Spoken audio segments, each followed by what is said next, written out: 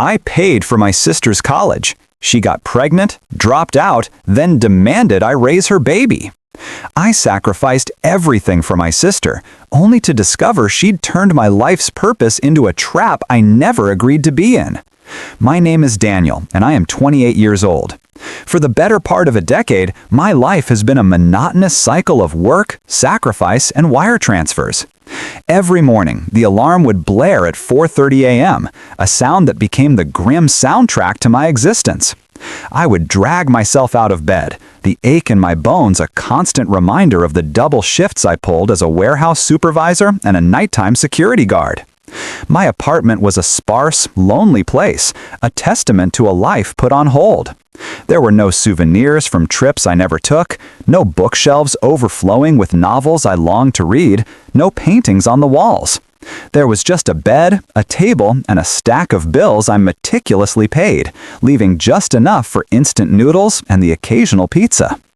Every single extra dollar, every ounce of overtime, every vacation day I cashed in instead of used, it all had one destination: my sister Olivia's university fund. Our parents had always struggled, living paycheck to paycheck in a small town where opportunities dried up faster than a summer puddle. When Olivia, 5 years my junior, had been accepted into a prestigious private university on the other side of the country, it was a moment of immense pride and crushing reality. The acceptance letter might as well have been a bill for $1 million. I saw the worry etched on our parents' faces, the way they forced smiles at her celebration dinner. That night, I made a decision. I was just starting my career, with no attachments and a burning desire to make a difference. I would be the one to make her dreams come true. I told my parents not to worry, that I would handle it. I promised Olivia the world, and I meant it. The first few years were a blur of bank statements and academic calendars. I memorized her tuition due dates better than my own birthday. I celebrated her A's from a distance, my heart swelling with a sense of purpose that my own life lacked. While she was joining sororities, debating in lecture halls, and making lifelong friends, I was stacking boxes and patrolling empty parking lots. I lived vicariously through her filtered photos on social media, pictures of her laughing with friends, studying in beautiful libraries, and attending concerts. A hollow ache would sometimes settle in my chest, a quiet whisper of the life I was giving up. But I would push it down, reminding myself that this was temporary, that her success was my success. My sacrifice was an investment in her future, a future that would, in turn, make all of our lives better. I was building a foundation, not just for her, but for our entire family. I was the big brother, the provider, the steady hand, and I wore that title like a badge of honor. As her senior year began, I started to see the light at the end of the tunnel. Just one more year of this grueling pace, and she would be a graduate. She would get a good job, and I could finally start living for myself. I was counting down the days, dreaming of the simple things: a full night's sleep, a savings account, a trip to the beach. I was so close I could almost taste it. Then, one Tuesday evening, after a 16-hour shift, my phone buzzed with a text from her. It wasn't the usual excited update about a class or a party. It was just 3 words: "We need to talk."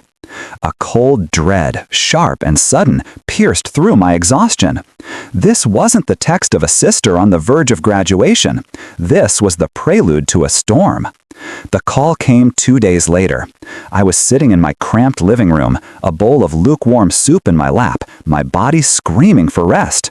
My heart hammered against my ribs as I swiped to answer. Olivia's voice on the other end was small, trembling, a sound I had rarely heard from her. She was always so confident, so vibrant, but now she sounded like a scared child. She started with small talk, her words halting and awkward. I could feel the weight of the unspoken words hanging in the air between us, 1,000 miles of static. I pressed her gently, asking what was wrong. There was a long pause, filled with nothing but the sound of her shaky breathing. Then she said it. The words tumbled out in a rush, a jumbled mess of syllables that took a moment to coalesce into a coherent thought. She was pregnant.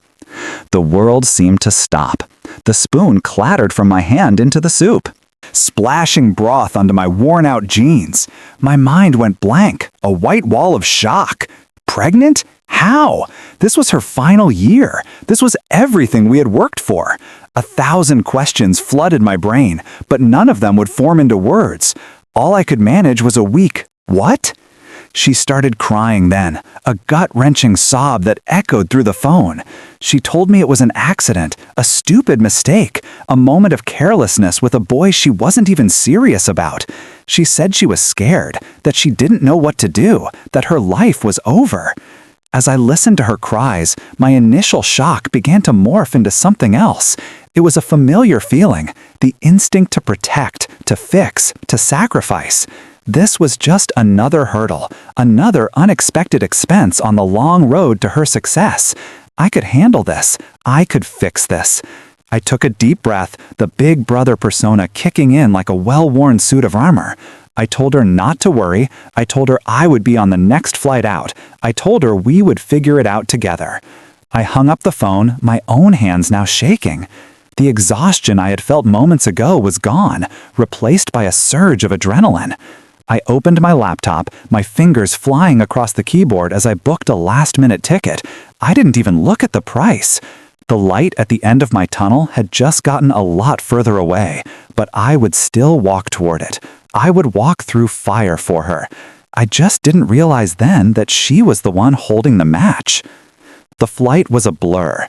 I stared out the window at the blanket of clouds below, my mind a chaotic mess of plans and contingencies. An abortion? Adoption? Keeping it? I ran through every scenario, trying to calculate the financial and emotional cost of each. My savings, already depleted, would take a massive hit. My dream of a down payment on a small house evaporated into thin air. But it was okay. It was for her. I had to remind myself of that. When I landed, I took a cab straight to her campus. The university was even more beautiful in person than in her pictures, with its old brick buildings and sprawling green lawns.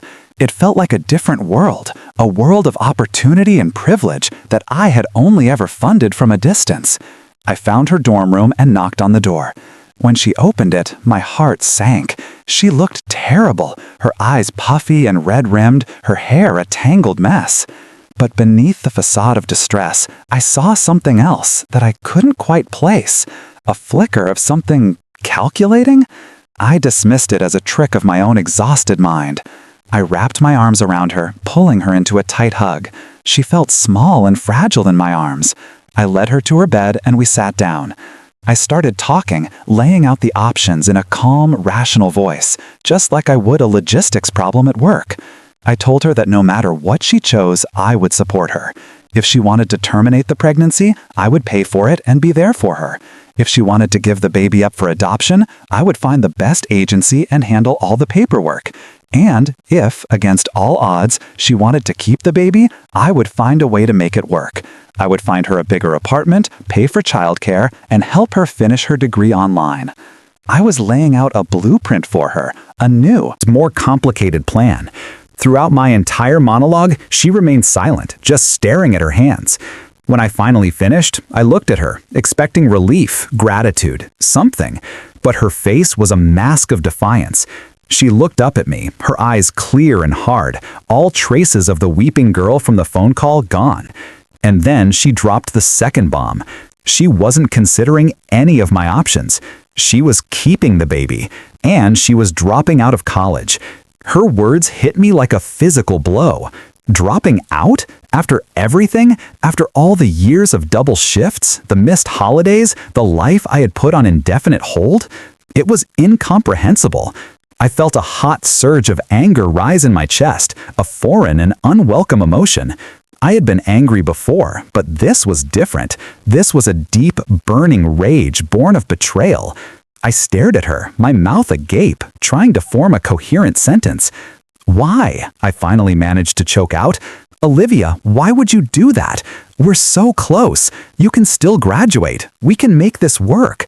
She just shook her head, a stubborn set to her jaw. She said it was too hard, that she couldn't be a mother and a student, that she needed to focus on her baby. Her reasoning was a flimsy shield, and I could see right through it. This wasn't about difficulty. This was about choice. She was choosing to throw away everything I had worked for. The argument that followed was one of the worst of our lives. I pleaded, I reasoned, I begged. I reminded her of the promise, the dream. I told her about my own sacrifices, not to guilt her, but to make her understand the gravity of what she was doing. But my words just bounced off her. She had built a wall around herself, and nothing I could say would get through. She accused me of not understanding, of not being supportive. She said I was trying to control her life. The irony was so thick I could taste it. I, who had surrendered my own life to her ambitions, was now the controlling one. The fight ended in a stalemate, with both of us angry and hurt. I left her dorm that night feeling hollowed out, a decade of purpose drained away in a single conversation. I walked aimlessly through the empty campus, the beautiful buildings now mocking me. I had failed. My one job, my one mission in life, had ended in failure. I checked into a cheap motel, the neon sign outside the window casting a sickly glow on the stained carpet. I lay on the lumpy bed, staring at the ceiling, my mind replaying our fight over and over. I had come here to be her savior, her knight in shining armor, but I was just a man who had wasted 10 years of his life. The anger had subsided, replaced by a profound and crushing sadness. I didn't know what to do next. Should I cut her off? Should I wash my hands of the whole mess? The thought felt like a betrayal of my own identity. But the thought of continuing to enable this self-destruction, was equally unbearable. I was adrift in a sea of confusion and grief. The next morning, I woke up with a heavy heart. I had to go home, back to my empty apartment and my meaningless job. I had to figure out how to pick up the pieces of my own life. But before I left, I had to see her one last time. I had to try one final time to make her see reason. I drove back to her dorm, a plan forming in my mind. I would offer her a compromise. A year off. She could take a year to have the baby, and then I would help her get back on track with her studies. It was a desperate, last-ditch effort. But as I walked toward her building, my phone buzzed. It was an email notification. The sender was unknown. The subject line was just my name. I opened it, my curiosity piqued, and what I saw inside made the blood run cold in my veins. It was a legal document, a petition for guardianship, and the name of the person she was requesting to be the guardian of her unborn child was mine. I stood frozen on the sidewalk, people streaming past me as I stared at my phone screen. The words swam before my eyes, a legal nightmare come to life. Petition for guardianship. In the best interest of the minor child, Olivia May Reed, it was requested that Daniel James Reed be appointed as the sole legal and physical guardian of the said minor's unborn child. My name was all over the document. This wasn't a request for money. This wasn't a plea for help. This was a legally binding attempt to saddle me with her child, to make me a father. A wave of nausea washed over me, and I had to lean against a wall to steady myself. This wasn't a mistake. This wasn't a cry for help. This was a calculated, premeditated move. The conversation from the night before, her defiance, her refusal to consider any other option, it all clicked into place with horrifying clarity. She hadn't been backing herself into a corner. She had been herding me into a trap. The anger I had felt the night before returned, but this time it was a cold, controlled fury. I stormed into her dorm building, taking the stairs 2 at a time. I didn't bother to knock. I threw the door open, the sound of it crashing against the wall echoing in the small room. She was sitting at her desk, applying makeup in the mirror. She looked up, startled, a hint of annoyance in her eyes before she saw the look on my face. I held up my phone, the legal document displayed on the screen. "What is this?" I asked, my voice dangerously low. She didn't even have the decency to look ashamed. She just shrugged, a small, almost imperceptible movement. Then she said the words that would shatter our relationship forever. She said that since I had spent so much time and money investing in her future, it was only fair that I invest in her child's future. She said I was good with money, I was responsible, I was stable. She said I would make a great father. She wasn't asking me to help, she was telling me what my new role in her life was. I was to be the provider, the caregiver, the parent. She had decided this for me, just like she had decided to drop out of college, just like she had decided to get pregnant. My life, my choices, my future, they were all just variables in her equation, pieces on a game board she was moving around at will. I felt a decade's worth of love and loyalty curdle into something black and toxic. This wasn't my sister. This was a stranger, a cold, manipulative user who had seen my love not as a gift but as a weakness to be exploited. I looked at her, at the face of the girl I had cherished and protected, and I felt nothing but a vast, empty chasm where our bond used to be. I didn't yell. I didn't scream. My voice was flat, devoid of all emotion. I told her no.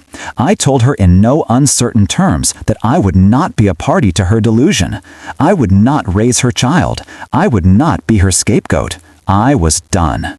The finality in my voice seemed to finally penetrate her self-absorbed bubble. Her eyes widened in disbelief, then in anger. How dare I? How dare I abandon her and my niece or nephew? She screamed at me, her voice shrill with rage. She accused me of being selfish, of being a horrible brother. She said I would regret this for the rest of my life. I just stood there, unmoving, a stone in the path of her tantrum. Her words were just noise, meaningless sounds that couldn't touch me anymore. I had built a wall around my heart, and she was on the outside. I turned and walked out of the room, out of her life. I didn't look back. I drove to the airport in a daze, my mind a blank slate. I canceled my flight and booked a new one for the next day. I needed a day to just exist, to process the magnitude of what had happened. I sat in my motel room, the silence a stark contrast to the storm of the past 24 hours. I felt a strange sense of peace, a quiet calm that came from making a decision, from drawing a line in the sand. But that peace was short-lived. My phone started ringing, an incessant, demanding buzz. It was our mother.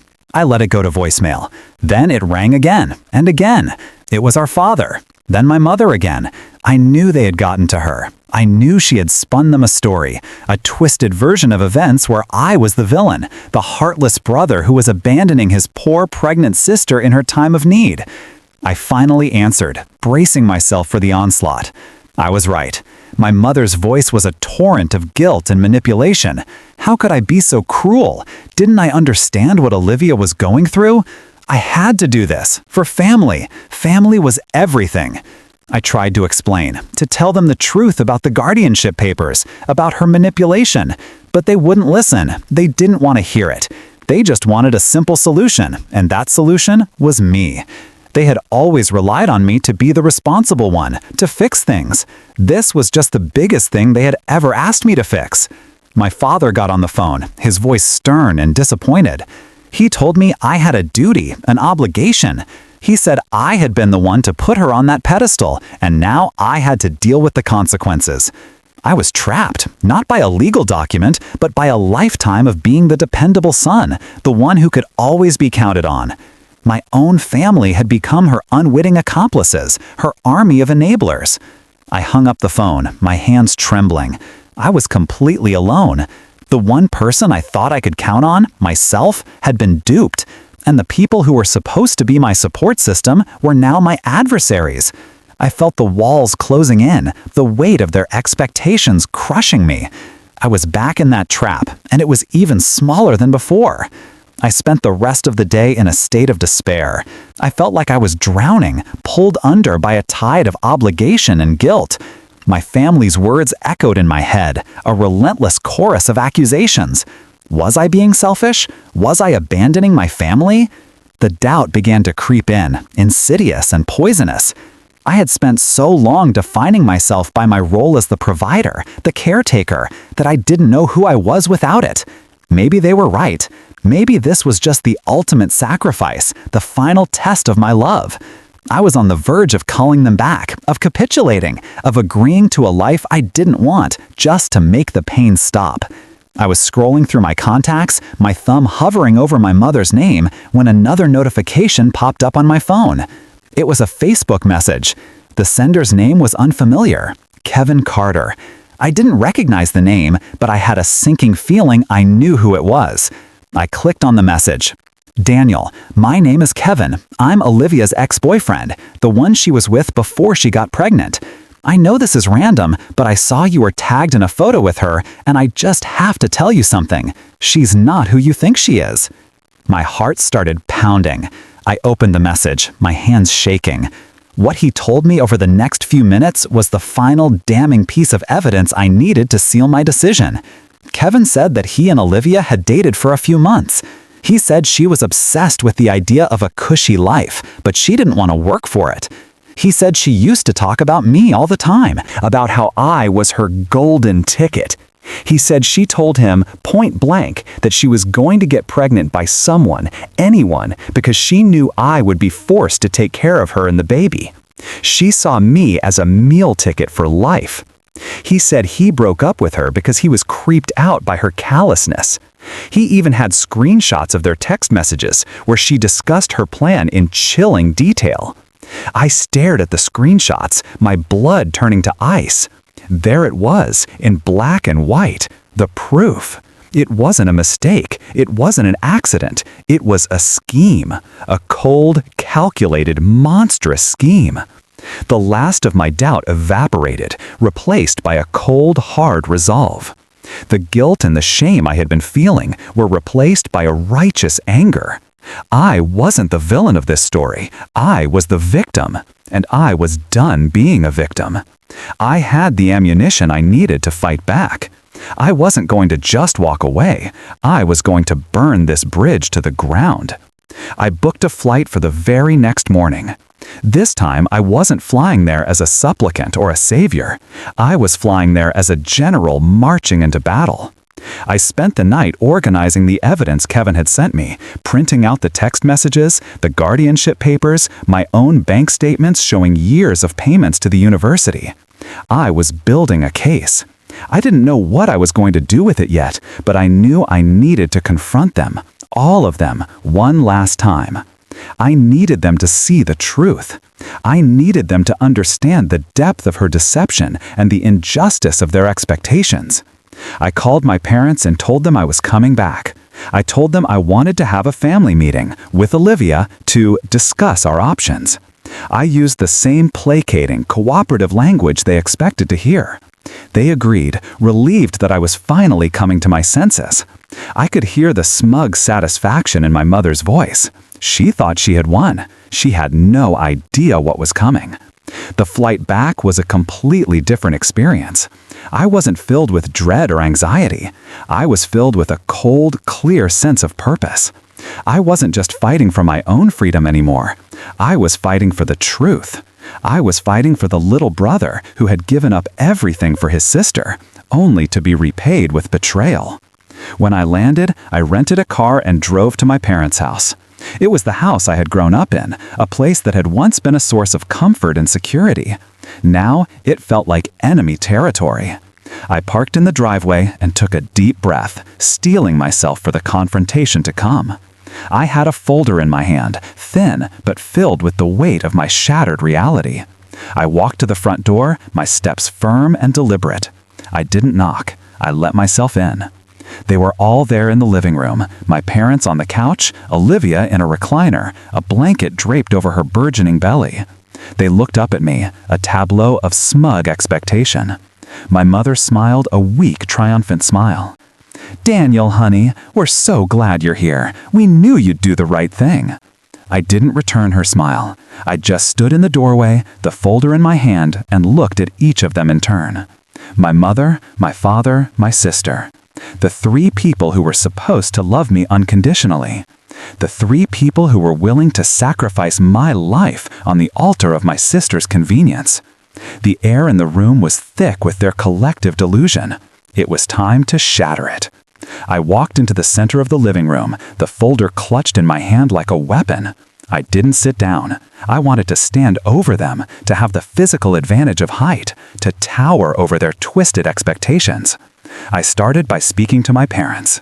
I told them that I had always tried to be a good son, that I had always done what they asked, that I had always put family first. I reminded them of the sacrifices I had made, not to guilt them, but to establish the foundation of my character. Then I turned to Olivia. I told her that I had loved her more than anything in the world, that I would have died for her. And then I opened the folder. I took out the guardianship papers first, sliding them across the coffee table. I asked my parents to read them, to really read them. I asked them if this looked like a cry for help, or if it looked like a meticulously crafted plan. My mother's face paled as she read the document, her eyes widening in dawning horror. My father's brow furrowed in confusion, then in anger. But I wasn't done. I took out the screenshots of the text messages between Olivia and Kevin. I laid them out on the table, one by one, like a hand of winning cards. I read them aloud, my voice ringing with cold fury. He's my golden ticket. I'll never have to work a day in my life. He's so predictable, he'll do whatever I want. With each word, Olivia's face went from defiant to panicked. She tried to interrupt, to stammer out an excuse, but I held up a hand, silencing her. I wasn't finished. I took out my bank statements, the years and years of transactions to the university, a paper trail of my devotion. I laid them on top of the text messages, a testament to my love, now soiled by her betrayal. The room was silent.